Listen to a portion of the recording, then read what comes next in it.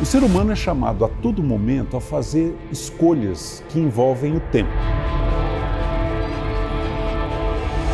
Existem basicamente duas maneiras de lidar com o tempo nas nossas escolhas. Uma delas é a chamada posição credora. Pagar agora, viver depois. São todas as situações em que você aceita um sacrifício no presente, tendo em vista um benefício futuro. A contrapartida dela é a posição devedora. São as situações em que você, para dispor de alguma coisa agora, aceita um custo que vai vir lá na frente. A cada uma delas corresponde um termo de troca entre presente e futuro. Na posição credora, qual é? É a recompensa da espera. Na posição devedora, é o preço da impaciência.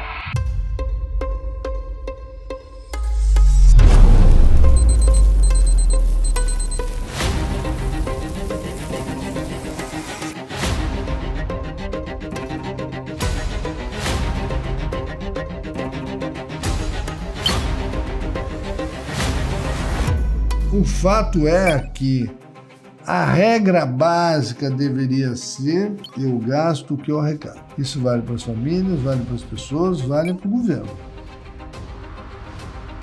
Essa deve ser a regra básica.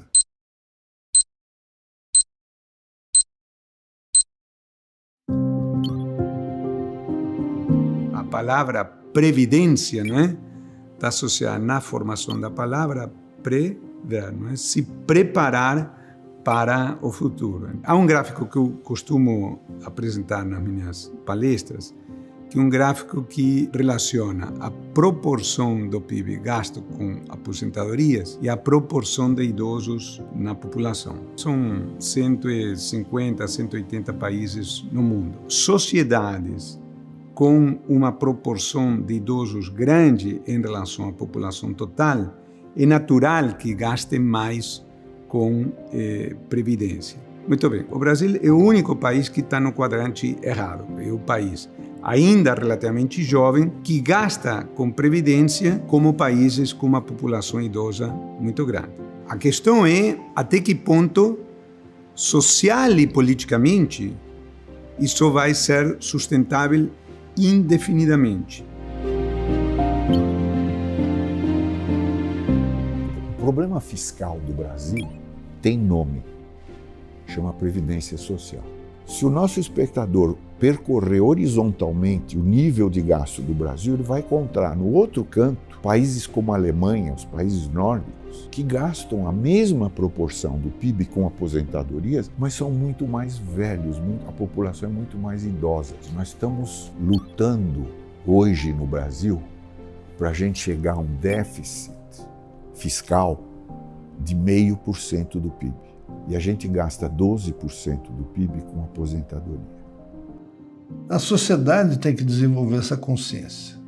Sob o argumento de que você pode gastar mais do que se arrecada e fazer investimentos, está passando uma boiada junto. Se você olhar o crescimento do gasto nos últimos 30 anos, os gastos não ocorreram em investimento, eles ocorreram em despesas correntes. Benefícios, programas sociais, salários.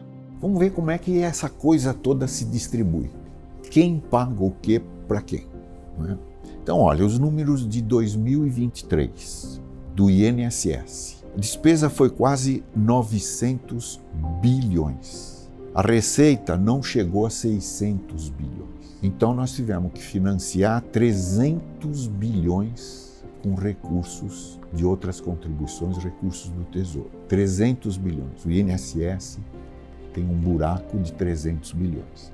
O INSS, Instituto Nacional de Seguridade Social, é o órgão encarregado de prover as aposentadorias, pensões e benefícios previdenciários em geral. Ele é o operador do Regime Geral de Previdência Social e também do pagamento de benefícios assistenciais, que não são previdenciários. É um gigante que atende uma população prioritariamente ou majoritariamente pobre, que é a realidade do país. Eu acho que tem um belíssimo trabalho prestado ao país. Eu diria o seguinte, o INSS até que não é tão desigual assim, porque uma grande parte da despesa dele é dirigida para aqueles benefícios de 1 salário mínimo, de 1,5, de 2 salários mínimos. É aí que reside a grande despesa do INSS. Mas existe uma população que está fora do INSS que leva muito, que são os funcionários públicos e os militares. Esses são os maiores beneficiários da Previdência Social. É uma regra especial para militar, é uma regra especial para juiz, é uma regra especial para deputado, enfim. E assim vai. Promotores, procuradores, defensores públicos. Esse é o caso do Brasil. O Brasil tem muitas regras que eu costumo dizer expressam a cultura de privilégios no Brasil. E eles são cobertos não pelo INSS, mas por regimes próprios. Então, o governo federal tem um regime próprio, os governos estaduais têm regimes próprios e os governos municipais têm regimes próprios. O nome geral é Previdência Social, mas são sistemas separados. Eles não se comunicam. Os regimes próprios, o gasto foi 460 bilhões. A receita foi 220 bilhões. O buraco, 235 bilhões. E é número de 2022. Nós não temos ainda o de 2023. Coisa de 4, 5% a mais, pelo menos. O INSS gastou 900, os regimes próprios 450, metade. Só que no INSS nós estamos falando de 39 milhões de pessoas. E aqui nós estamos falando de 7 milhões de pessoas. Mais uma informação, benefício médio do INSS, R$ 1.800. Agora, os funcionários públicos, a média, R$ 5.400 em 2022. O buraco do INSS foi 300. O buraco dos regimes próprios, 230. Buraco geral, 540, que estão sendo financiados por impostos que nós todos pagamos. Um juiz, por exemplo, pode gerar um descasamento entre contribuição e benefício de 6 milhões de reais. É como se a sociedade chegasse, ô senhor João, o senhor vai receber 6 milhões de reais. Mas por que não? Porque o senhor é um juiz. E o senhor vai receber 5 milhões, por quê? Porque é promotor. E o senhor? E assim vai. Ele acha que está certo. Entendeu? Ele acha que ele merece isso. E vai dizer que não. A desigualdade brasileira distorce até os nossos valores. Quem está embaixo idealiza muito o que é a vida lá em cima. Mas na outra ponta também. Por quê? Porque fica com um poder extraordinário de ascendência sobre os que ganham menos.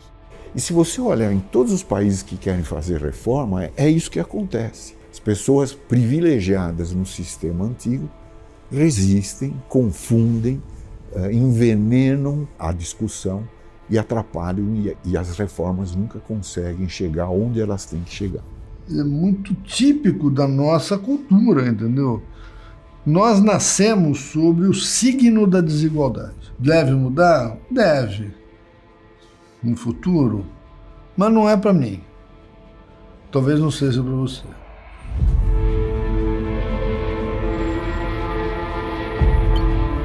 O Brasil gasta com previdência mais ou menos 13% do PIB. É um número muito alto.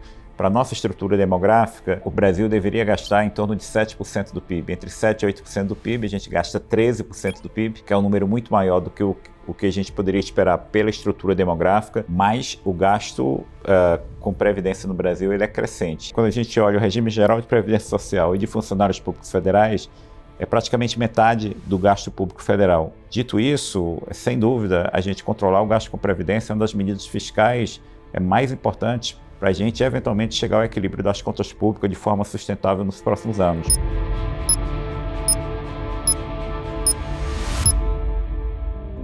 Para piorar isso, o nosso sistema depende da demografia. É um sistema de repartição, onde os ativos pagam para os inativos receberem, não é para si mesmo, tá certo?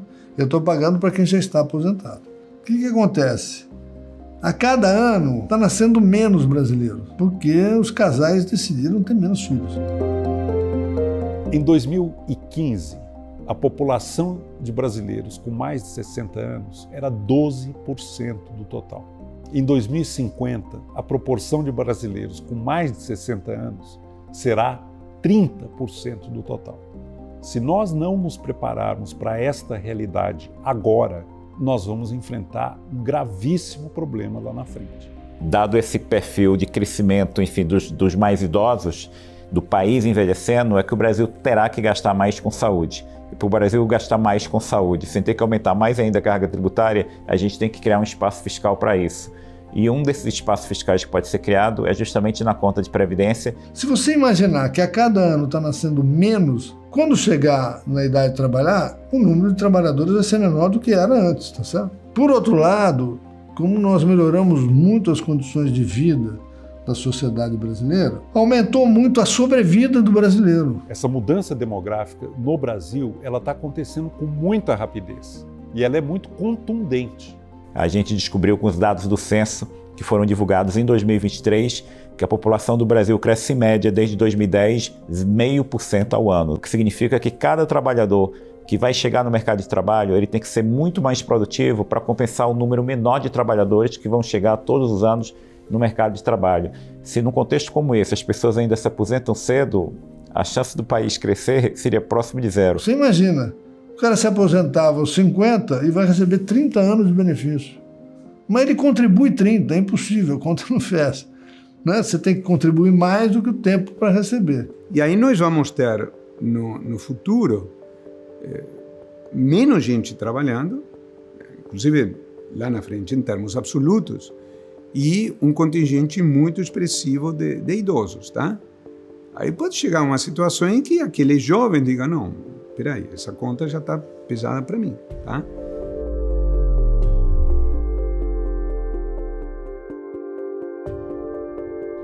De fato, nós estamos num período de recorde de contribuintes. Nós tivemos um crescimento grande de contratações CLT, portanto, contratações de contribuintes. Do outro lado, a gente tem um recorde de beneficiários e os benefícios crescem acima da inflação, com a política do salário mínimo acima da inflação. E as contribuições não crescem acima da inflação.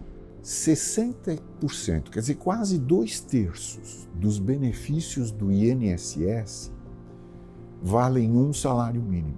E isso representa quase metade da despesa total do INSS. E quem é que se aposenta com um salário mínimo? O trabalhador rural, que nunca contribuiu, ou o trabalhador urbano, que se aposenta por idade, com um tempo pequeno de contribuição. Um fator que afeta a Previdência, sobretudo no fluxo financeiro anual, é o fato de que a informalidade no Brasil é alta. O cidadão não contribui para a Previdência, então não é receita da Previdência.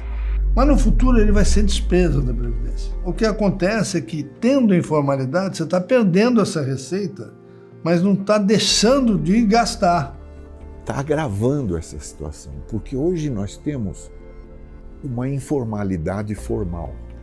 O que aconteceu?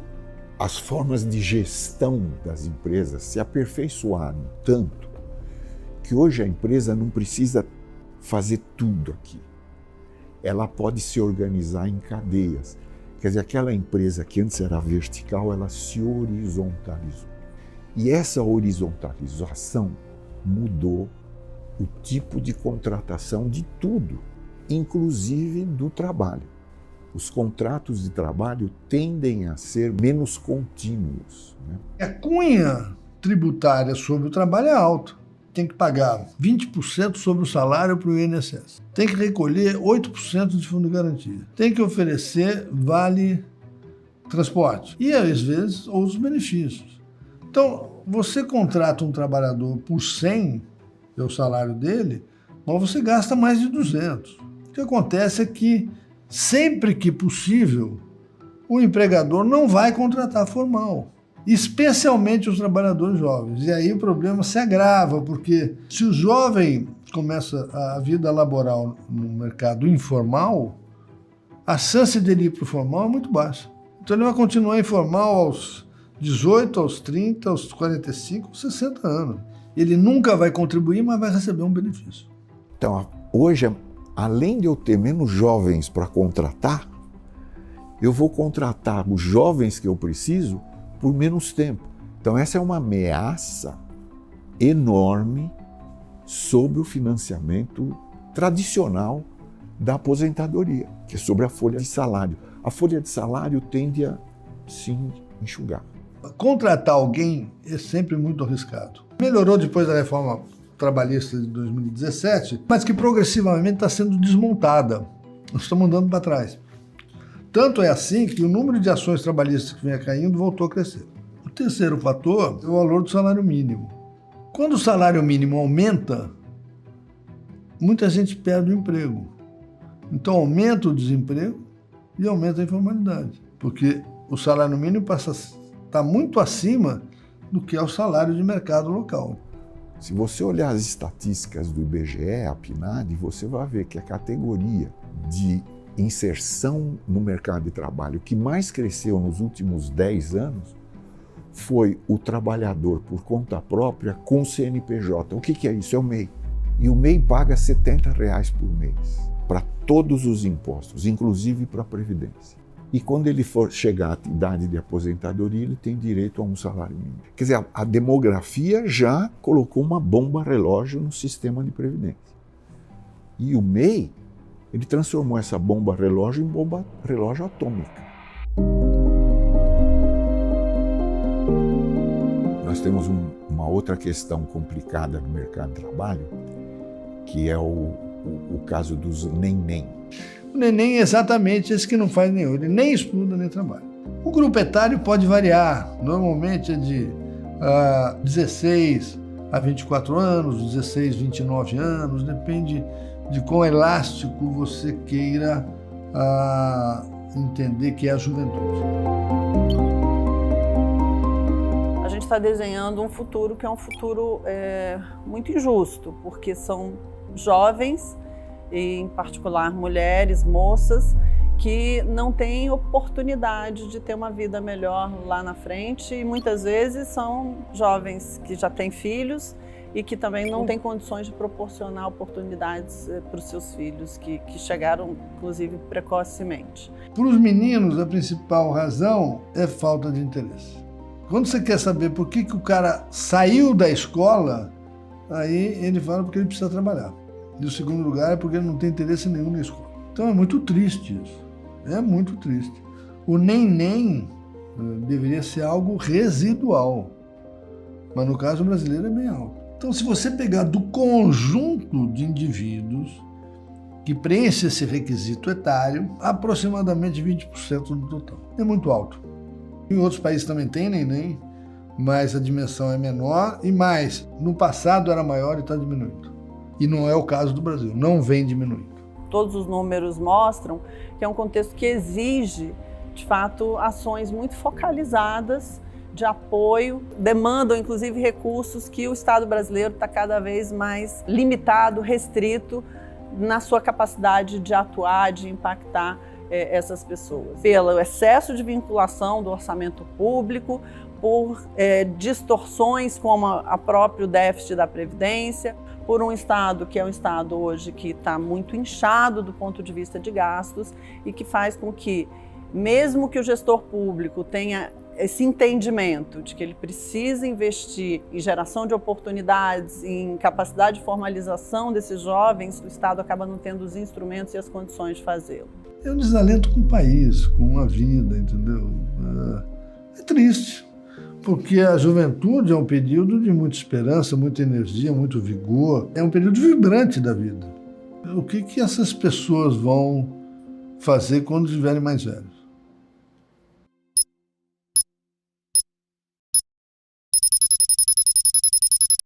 A pergunta, então, é: isto é sustentável? Quem vai pagar a conta? Não é? Se usa muito, a Previdência vai quebrar, não é a expressão. Não é estritamente que a Previdência vai quebrar no sentido de que os aposentados vão deixar de ser pagos. Tá? Essa conta vem sendo paga, vem sendo honrada, só que ao custo de que a conta seja paga pelo conjunto da sociedade, na forma, por exemplo, de uma carga tributária que aumentou muito em relação ao passado. Então, a gente tem um buraco fiscal de 300 bilhões que, para solucionar isso, para reduzir, só tem dois caminhos. Ou aumenta a carga tributária, a contribuição previdenciária, mas se a gente aumentar a contribuição previdenciária, que já é alta, na grande maioria dos casos, isso pode ser um problema para a mão de obra no setor privado, para a contratação de emprego formal. Por outro lado, se a gente reduz despesa com previdência, você nunca consegue reduzir muito rápido. É uma coisa gradual. Então, teria que fazer uma reforma e esperar os efeitos dessa reforma. As reformas que têm sido feitas, e principalmente a reforma de 2019, ela na verdade, é uma meia sola, porque ela muda os parâmetros, é uma reforma paramétrica, aumenta a idade mínima. A reforma da Previdência ajudou a desacelerar o crescimento do gasto com a Previdência, o número de aposentados que chegam ao mercado todo ano. Mas o gasto com Previdência no Brasil ele é crescente. Quando a gente olha para o INSS, é muito importante olhar para os funcionários públicos também, porque eles são uma referência que não tem nada a ver com esse mundo aqui. E quando os governos tentaram fazer reformas para consertar essa situação, da onde é que veio a resistência? Veio daqui. Ainda tem muito privilégio no sistema. É muito difícil na área previdenciária você enfrentar esses privilégios. Conseguimos em 2019 algumas vitórias, mas é isso, você pressiona para 5 e ganha 1. O fato demográfico é uma realidade que nos obriga a repensar todo o conceito, né? Esse Estado não vai conseguir cuidar da minha aposentadoria. Eu preciso me convencer disso. Hoje as pessoas estão alcançando corriqueiramente 80, 90, 100 anos. Com esse aumento da longevidade, nós vamos ter que ser muito mais atentos para escolhas que fazemos ao longo das diferentes etapas da vida. Então as pessoas vão ter que se preparar para um futuro baseado no seguinte: olha, eu talvez tenha um básico do sistema previdenciário, mas para eu ter uma vida melhor no futuro, para eu manter meu padrão de vida, eu vou ter que fazer uma poupança a mais. Eu recomendaria para todo mundo fazer uma poupança a mais, que será essencial para a sua velhice.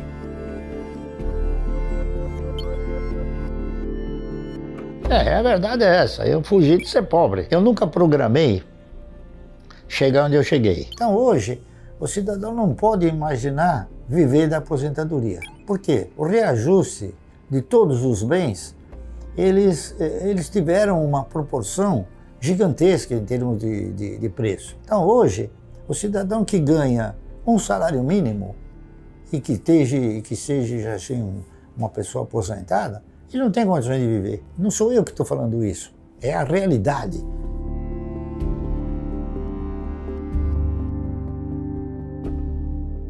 O ser humano passa por 3 situações dramáticas ao longo da vida acerca da sua percepção no futuro. 10 anos, quando você descobre que um dia vai morrer.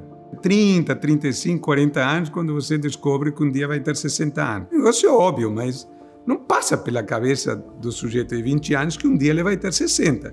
E aos 60 anos, quando ele percebe que, entre aspas, pode dar o azar de viver mais de 90 anos, não é? Para isso que serve a aposentadoria complementar com a renda vitalícia. A regra previdenciária tem um efeito deletério de segunda ordem, que é desincentivar os indivíduos e as famílias a fazerem poupança.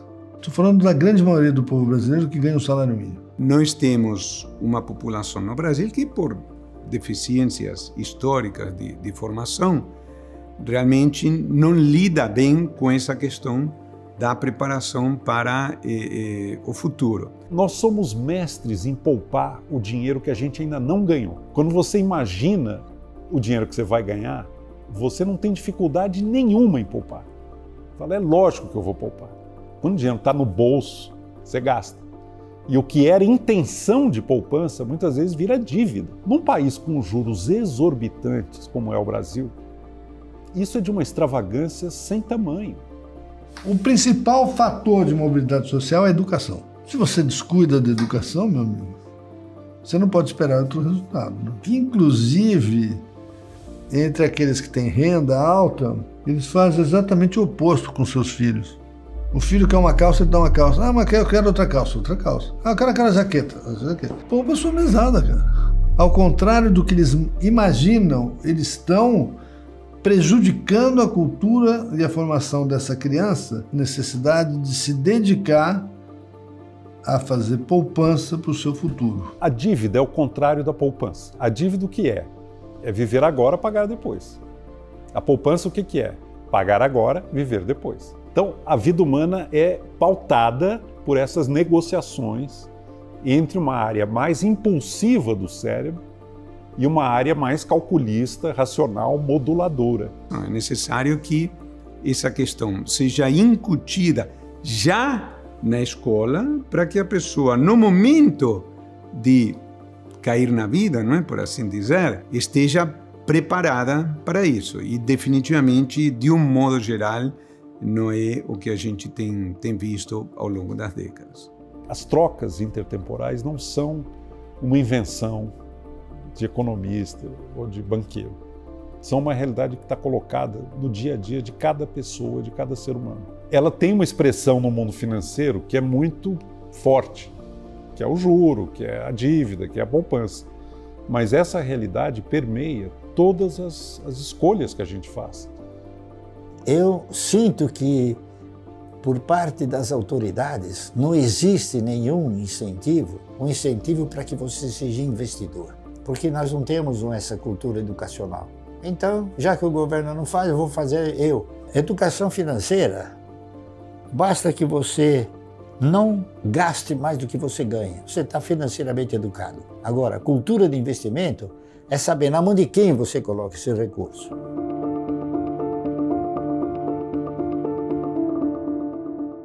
Um dos grandes desafios que a gente tem quando a gente fala de investimentos no Brasil, de capacidade de poupança, de alternativas e possibilidades de você gerar tranquilidade quando você se aposenta, é de conhecimento, de entendimento, de informação. O que nós estamos falando é da lógica do bom uso dos recursos, inclusive do tempo. Eu nunca quis ser funcionário público, por quê? Porque eu sempre tive a noção de assumir riscos, coisa que o brasileiro não tem essa visão.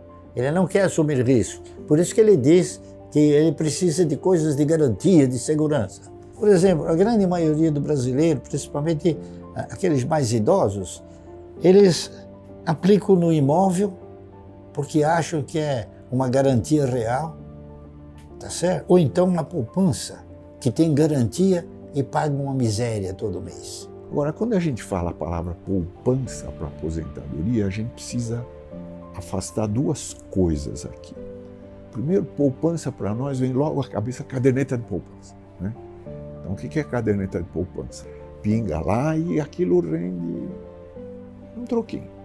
Você via o apelo do governo assim, cidadão numa escrivaninha, né, com um cabelinho bem abrutadinho, gravatinha, com um cartãozinho na mão e falava, vem para a poupança.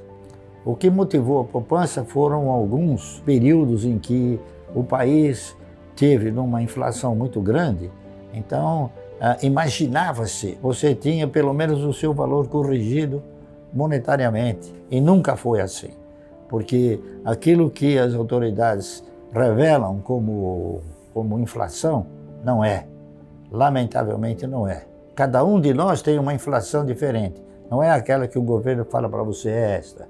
A outra questão de poupança que a gente fez é investir. Bom, eu vou investir. E o investimento mais comum no Brasil, o que é? São os títulos públicos. Como o Brasil sempre foi um país de juros muito alto, a gente, em geral, olhava para mecanismos de renda fixa, que é, por exemplo, um papel do governo. O governo lança um papel que paga a inflação mais os juros e, tradicionalmente, as pessoas compravam, direto ou indiretamente, papéis do governo. Por que eles são rentáveis? Porque o governo precisa se financiar permanentemente. Então ele precisa emprestar do público dinheiro. E aí a dívida pública vai aumentando. E aí o governo tem que pagar juros cada vez maiores. É poupança? Isso pode ser poupança para mim. guardei e tal, mas para o país isso não é poupança, é gastança. Aqui no Brasil não existe renda fixa, existe perda fixa. Então a gente precisaria romper com isso, né? Um sistema de previdência é necessário, mas ele tem que levar tudo isso em conta. Para mim me aposentar pela Previdência, eu tenho que contribuir no mínimo 30 anos. Então eu fiz a pergunta a mim mesmo, por que não comprar 1000 ações durante 30 anos? E isso foi me projetando um conhecimento de que realmente o importante era você investir na geração de riqueza. De alguns anos para cá, com a redução de subsídios, a gente teve um desenvolvimento muito grande no mercado de capitais. O ambiente de investimento do Brasil hoje é muito melhor do que era 20 anos atrás. As condições de acesso a financiamento no Brasil hoje para empresas privadas investirem é muito melhor do que era 20 anos atrás. O trabalhador ou o poupador, que ele quer pegar parte da sua renda e poupar, ele faz a opção de decidir onde ele vai aplicar o seu dinheiro. Que a Bolsa é o instrumento que conecta as pessoas que têm recursos com as pessoas que precisam de recursos. É parecido com o que um banco faz? Em alguma medida, sim, porque o banco também é um conector, ou seja, o banco capta depósitos, empresta via cartão de crédito, via financiamento de um automóvel. A Bolsa faz isso no mercado de capitais. O mercado de capitais é aquele mercado, enfim, que qualquer empresa pode lançar um papel, pode lançar uma dívida e alguém pode comprar, alguém pode poupar. Garantir que a gente tenha poupança, investimento em setores que hoje dependem fundamentalmente do setor privado. Vamos lembrar o seguinte, o Brasil insistiu por décadas que investimento em saneamento tinha que ser investimento de empresas estatais. E a gente chegou num país que hoje metade dos domicílios não tem acesso à rede de esgoto. A gente está viabilizando investimentos que o setor público hoje não consegue mais fazer. Claro, com o mercado de capitais pungente, com diversos instrumentos que eu posso diversificar as minhas aplicações, é bom para todo mundo. Então a Bolsa ela deveria virar uma alternativa previdenciária. A gente tem empresas listadas na B3 hoje que podem significar essa garantia de renda futura quando você não tem mais a sua renda de trabalho no pico, como a gente tem, né, na nossa idade ativa. A minha trajetória no mercado de valores foi sempre primando pelo investimento na geração de riqueza e na formação de uma carteira de renda mensal. O que determinou essa postura foi exatamente a disciplina que eu sempre mantive com esse projeto e a paciência em esperar esse efeito se multiplicar. Ou então, Sr. Barsi, é difícil. Eu falei, não é difícil, você precisa começar. Você nunca vai andar 1 quilômetro se você não der o primeiro passo. Qualquer pessoa pode alcançar. Isso aí não é produto de uma genialidade minha, não é. É produto de uma disciplina e de uma paciência. Como dizem os mineiros, devagar e sempre. É a receita da poupança, devagar e sempre. E tem que se lembrar o seguinte, muitas vezes a ação oscila muito, mas o pagamento de dividendos da empresa é expressivo. Então o investidor sabe que parte do recurso que ele investiu, ou a remuneração desse recurso, volta via dividendos e ao final, quando ele então quer resgatar essas ações, ele vai vendê-las no mercado da mesma forma que ele entrou, considerando, claro, que a ação subiu, ou que a ação andou para frente nesse período que ele deixou ali investido. E quando a gente olha mercados desenvolvidos, do ponto de vista de mercado financeiro e mercado de capitais, o maior exemplo são os Estados Unidos, que tem um mercado muito profundo. Nos Estados Unidos, a gente tem fundos de previdência que é comum entre as empresas, que é um fundo de previdência que as empresas fazem para os seus trabalhadores, e o trabalhador, quando muda de emprego, ele não perde esse fundo de previdência, e muito do dinheiro desse fundo de previdência vai para o mercado de ações. O americano, desde muito cedo, ele é educado em relação às suas alternativas de investimento. Quantas pessoas já não ouviram, né, as histórias das pessoas que se casam e já começam a comprar ações para fazer um portfólio de investimentos que vai financiar a faculdade do filho que ainda nem nasceu. É bem diferente do Brasil, diferente da Europa, mas é um sistema que funciona. Os Estados Unidos têm uma economia muito dinâmica. No pós-pandemia, inclusive, a gente teve frustração de crescimento dos países da Europa e a gente viu os Estados Unidos crescer muito. É algo bem interessante. É algo que eu acho que todos os países do mundo procuram evoluir nessa direção. Eu acho que o Brasil está indo nessa direção. O mercado cresce à medida em que mais pessoas se beneficiam desse mercado. E aí a gente gera esse ciclo virtuoso. Mais pessoas investem, mais empresas entram na bolsa e assim sucessivamente. E é esse esforço que a B3 vem fazendo ao longo dos últimos anos. A gente já tem colhido resultados muito positivos. Hoje já são mais de 5 milhões de CPFs, ou seja, de pessoas físicas que investem na bolsa, mas a gente tem um espaço muito grande ainda a percorrer pela frente. Os mercados desenvolvidos, a gente está falando aí, por exemplo, Estados Unidos, de mais de quase 150 milhões de americanos que investem na bolsa e que, portanto, contribuem com esse ciclo virtuoso de investimento e de crescimento. Não existe idade e nem montante de recursos. Você comprando a primeira vez uma quantidade de ações e sendo fiel a esse projeto, um dia você vai ter um pacote grande de ações. Eu já estive onde vocês estão há 62 anos atrás, não é isso? Só que eu não tive ninguém que pudesse me dar uma orientação como eu estou tentando dar para vocês não terem tantos obstáculos, não é isso? Quando eu executei esse trabalho, a minha esperança, né, era que as ações pudessem proporcionar uma renda mensal factível de uma boa existência, não é isso? Hoje, se eu tivesse que botar um título no trabalho, eu não faria o mesmo. Eu acrescentaria um O. Ações garantem um ótimo futuro. E esse é o meu legado. Eu espero deixar esse legado.